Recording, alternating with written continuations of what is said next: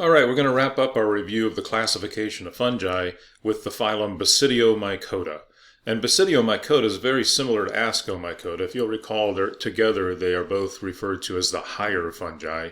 And Basidiomycetes reproduce primarily sexually, and they do it in a very similar way that Ascomycetes do. So we're going to go over the life cycle here of Basidiomycota, but you're going to note you should note that it's very similar to Ascomycota. Really, the only difference is what the spore forming, or one of the only differences is what the spore forming structures are called because of the way they're shaped. So if you'll notice here, the phylum Basidiomycota is also known as the club fungi, and that's because the spore forming structure, the spore forming cells, is known as a basidium, or plural basidia. All right, so Basidiomycota form spores on specialized structures known as basidia. That's why it's called Basidiomycota, just like Ascomycota forms spores on specialized structures called asci, which means sac, right? So Ascomycotas are the sac fungi because they form spores on sac-like structures, and Basidiomycota form spores on club-like structures called basidia. So what you're looking at when you look at a toadstool or a mushroom, and that's the fruiting body of a basidiomycete. It's also what we would eat. You know, if it's not a poisonous toadstool or mushroom, then you can go ahead and eat it. But I would be very careful eating anything that you find out in the woods. You have to be a mycologist, basically, to really identify these edible mushrooms, and you can die very quickly. Some of them are very poisonous. But that structure, the toadstool or the mushroom that's sticking up above the ground, is just the fruiting body. And in basidiomycetes, it's known as a basidiocarp. So this whole toadstool, this whole fruiting body is the basidiocarp of a basidiomycete fungi. And if we look at how it's formed sexually. It's a sexual reproductive fruiting body. It's a sexual reproductive structure. So it forms the same way that like a cup fungi forms in an ascomycete fungus, where two mating strains, the hyphae of two mating strains, come together and they fuse by plasmogamy. That's the fusion of the plasma membranes, right? And so now we have two different nuclei in the same cells, and we're calling that heterokaryotic, but it's also known as dikaryotic. But I crossed out the di here just so we can stick with one word instead of having two different words. So heterokaryotic, dikaryotic. I think heterokaryotic is better because they are two different nuclei from two different individuals, and that's what hetero means, is different. So it's not just two nuclei, it's two different nuclei. So heterokaryotic, I think, is the preferred term. But anyway, after plasmogamy, then the whole basidiocarp, the whole reproductive fruiting body, all the cells that make it up are heterokaryotic. And so it grows into the basidiocarp, and it's made up of a stalk that has a cap, and under the cap are gills, and lining the gills are the cells, the specialized cells that are club-shaped, and therefore known as basidia, and that's where the spores form, at the tips of those basidia. And if we look at it for real, under the underside of a cap, here are the gills. So if you've ever turned over a toadstool or a mushroom, you see the gills. If we look at the gills under a microscope, which is what we're seeing here, lining the gills, so we're looking at one gill here, and lining the gills are the specialized basidia, club-shaped cells, and at the tips of the basidia are forming basidia spores. And one difference between Ascomycota and Basidiomycota, if you'll recall, Ascomycetes within the sac, within the ascus, they form 8 spores, whereas in Basidiomycota, at the tips of the basidia, they form 4 spores. All right? So that's why I put 4 here in parentheses after basidia spores. That's a difference between Ascomycota and Basidiomycota, but otherwise, it's the same process. As far as sexual reproduction, the same thing's going on. So here we are at the life cycle of the Basidiomycota or Basidiomycete, and it's sexual reproduction that we're looking at here. And I altered the diagram again to add the another color to the key here for heterokaryotic. because in the diagram here, much of the life cycle is heterokaryotic, and they really should have included that in the diagram. And I'm just going to relatively quickly run through this because, again, it's exactly the same as Ascomycota except for a couple things, and I'll point out those couple things as we go through.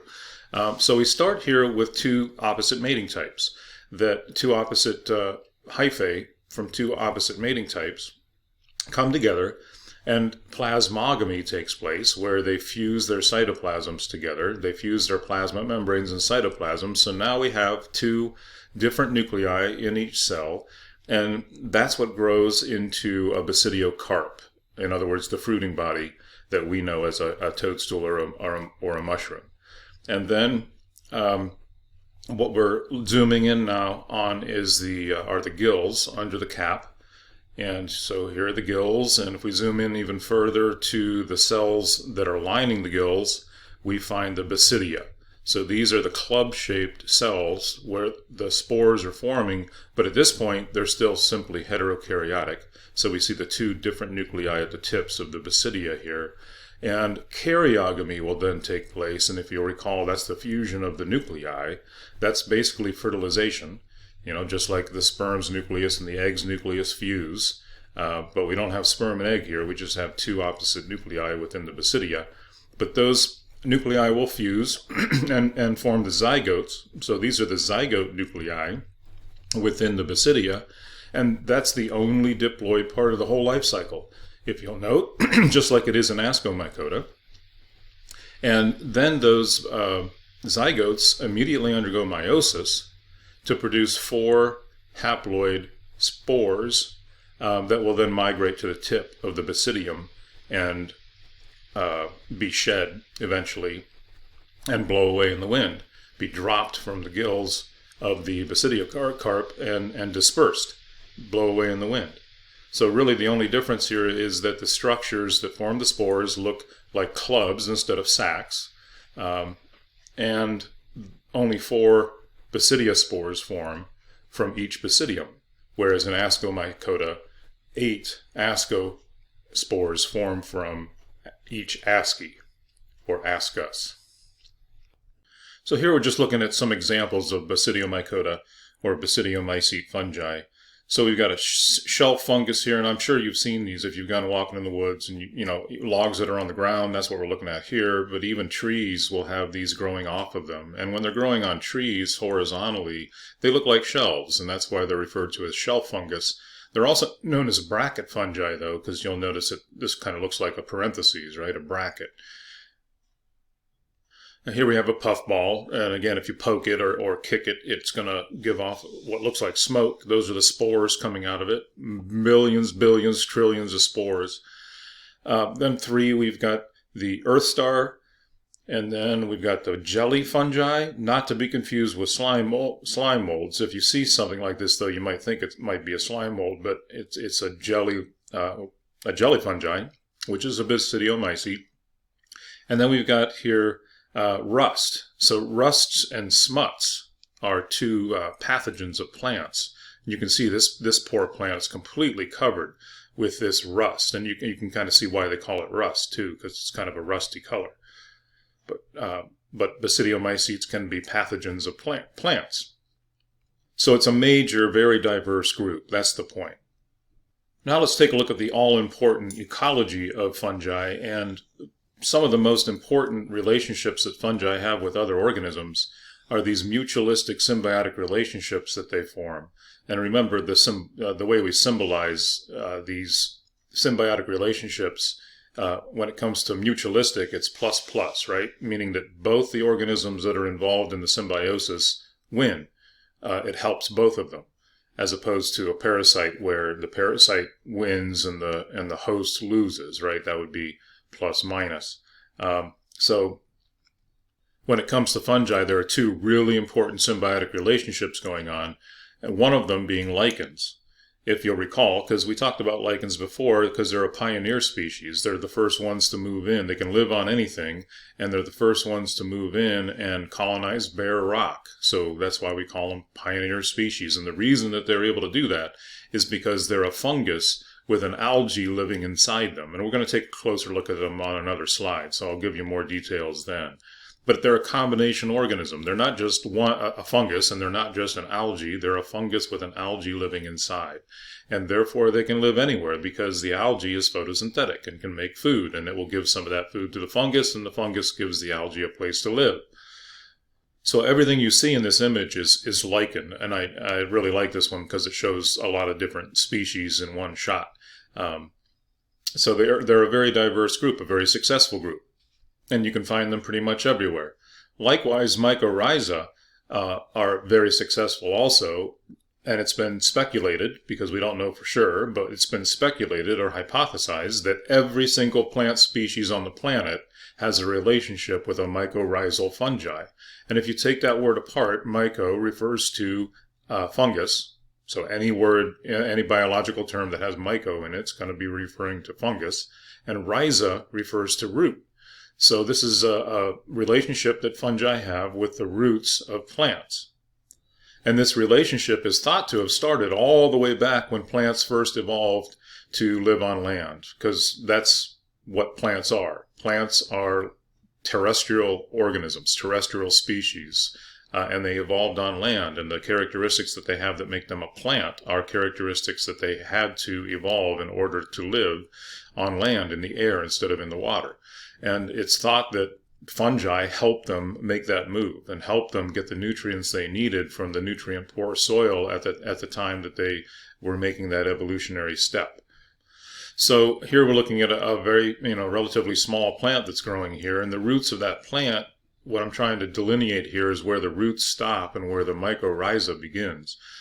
So this line shows how far the roots are extending from this plant, but then all of this is mycorrhizal fungi, and you can see that that greatly extends the reach of the roots as far as picking up nutrients from the soil. And that mycorrhiza is picking up those nutrients and transporting them to the roots so the plant can take them up. And this is showing an experiment that a representative of an experiment or experiments that have been done to show the importance of mycorrhizal fungi. Here is a grass species growing without mycorrhiza, and here is the same grass species growing with mycorrhiza. Over the same period of time, we see a huge increase in growth, or much more growth from the plant that has the mycorrhizal relationship. And many studies have shown that these mycorrhizal fungi are actually within the seed of the plant. So when the seed is formed in the plant, spores from the mycorrhizal fungi are included in the seed, so that when the seed germinates, it will have its partner there to help it grow. And finally, I just wanted to remind you that the phylum that mycorrhiza are within is Phylum Basidiomycota, one of the 5 fungal phyla that I've asked you to know. So here we're looking at the structure of a lichen. So this diagram is giving us a microscopic view. So all of this is fungal hyphae, or mycelium. Remember, mycelia referring to a tangled mat of hyphae, and that's definitely what we're looking at here. And also the algae that is interspersed within the hyphae of the lichen. And that can be either an algae from the kingdom Protista, or it can be a cyanobacteria, a prokaryotic member of the domain bacteria, or kingdom Eubacteria, if you'll recall. But either way, it's a photosynthetic symbiotic symbiont, as we would say, a photosynthetic symbiont. So this is a mutualistic relationship, of course, and so the fungus gives the algae a moist place to live, because the fungus is able to absorb moisture. So there's plenty of moisture inside the lichen, inside the fungus, and that's where the algae can live and absorb the sun's rays, the sun's energy, and photosynthesize and create glucose, create sugar, create carbohydrate, and it will give some of that to the fungus that it's living within. So it's a great relationship that allows them to live anywhere. And it's been recently discovered by looking more closely and doing some DNA sequencing. When they did a DNA sequence of what is within a lichen, they not only found the DNA sequences related to the fungus and DNA sequences related to the algae, they also found DNA sequences related to yeast. So this is possibly not just a mutualistic relationship between two organisms. It's actually a mutualistic relationship between three organisms, at least in some lichens. Maybe not all lichens, but some lichens. So they may be two different species of fungi living along with a species of algae or cyanobacteria. And this is a great example of how symbiosis is the rule, not the exception. Every single species on this planet has a symbiotic relationship with at least one other species. And for many species, it's more than one. Here we're taking a closer look at the mycorrhizal relationship that fungi have with the roots of plants. So here we're looking at the roots, and you can see all the individual cells and the fungal hyphae that are growing in association with the root. Notice that this one is completely covering the root here, but it's outside the cells. So they refer to this as ectomycorrhiza. And then there are other species of mycorrhiza that actually grow between the cells and invade certain cells within the plant. And so what's going on here is the plant actually is producing specialized cells that are ready to receive the endomycorrhizal fungi. We call this endomycorrhiza because it's actually growing into the cells of the roots of the plant. And so that's a very intimate symbiotic relationship going on there. And that probably, I would imagine, greatly increases the efficiency of the fungus to be able to deliver nutrients to the roots of the plant. And then finally, just to remind you again, the mycorrhizal fungi have been classified into the phylum Glomeromycota, and that's relatively recently that they've been classified into that phylum, or as that phylum. So fungi have a huge ecological impact on just about every ecosystem. They help maintain the equilibrium of almost every ecosystem, if not every ecosystem. But all fungi are heterotrophs. Lichens, however, have that photosynthetic partner living inside them. And I just wanted to let you know that there are basically three major groups of lichens. There are the ones that we're seeing here. They're branching, growing on the bark of this tree, and those are known as fruticose. So fruticose are branching lichens. There's also foliose, which are leaf-like, and then crustose, which are encrusting. And if we go back to this other slide that shows lichens growing on rocks, here we're seeing encrusting lichens. So the lighter blue here are encrusting, and then the greener ones here are foliose. Those are the ones that are leaf-like.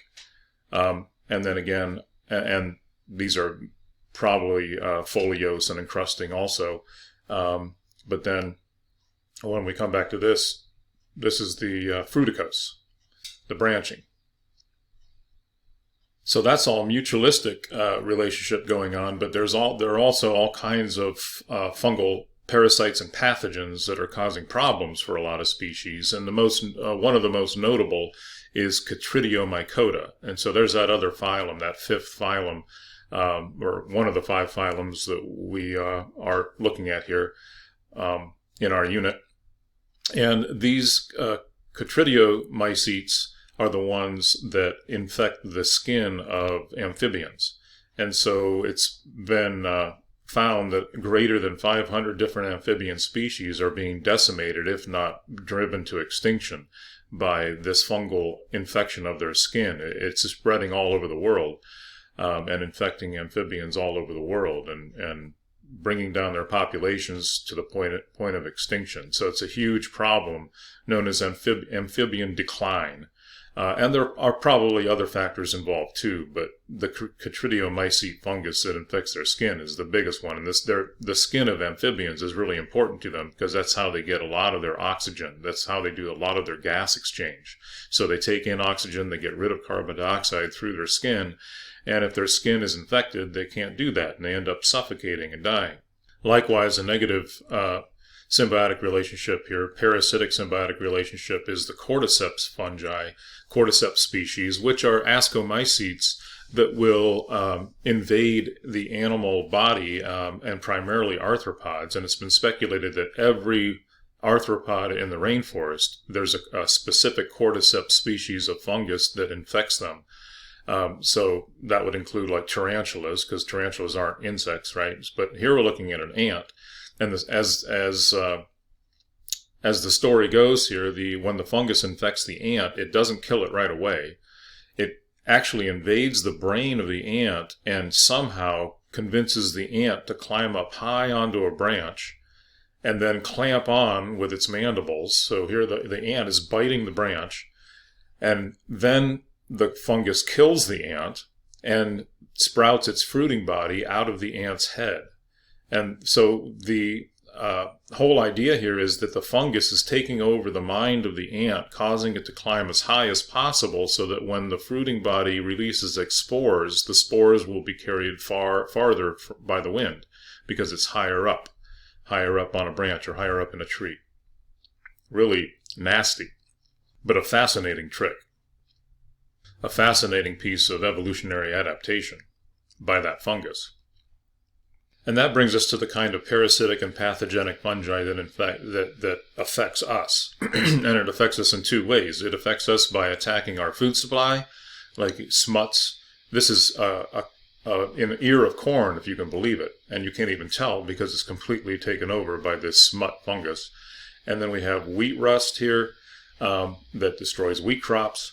And then we have athlete's foot that directly infects our skin, along with ringworm. And ringworm is a misnomer. It's not actually caused by a worm. It's caused by a fungus. I had ringworm once. I've had athlete's foot before, too. And then this is thrush. So this is inside somebody's throat. This is a fungus that will grow on the tissues of the throat.